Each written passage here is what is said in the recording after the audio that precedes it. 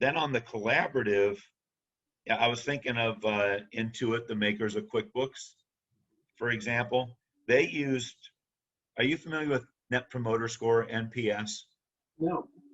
So Net Promoter Score is a worldwide kind of international standard customer satisfaction survey. It's just 3 questions, but it's 3 questions done on a scale of 0 to 10. And you can look at your Net Promoter Score. If somebody's an 8, 9, or 10, they will promote you to everybody. If they're a 6 or 7, they're neutral. And if they're 5 or less, they're called a distractor. They will badmouth you every chance they get. So they would do surveys to see who's in that upper range, who's in the lower range, and who's indifferent. And you can rate yourself. How do you compare to Apple? How do you compare to Southwest Airlines? How do you compare to Amazon? And if you use that, you say you're in the and we did this with one client who was in the home improvement industry.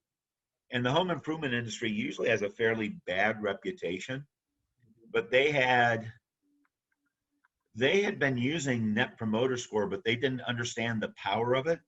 Because when you're in home improvement and you can say, listen, our customer satisfaction is higher than Apple's, that says something. Because you're using a standard measure and other companies are using it too, you now can compare yourself.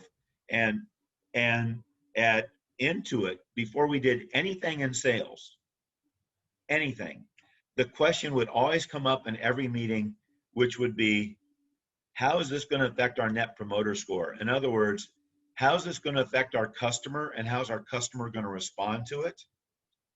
And so they would pull in other departments. I mean, they were highly collaborative, and it was all around Net Promoter Score. Others might use customer satisfaction scores, but that NPS comes from a book called The Ultimate Question, is the name of the book that comes from.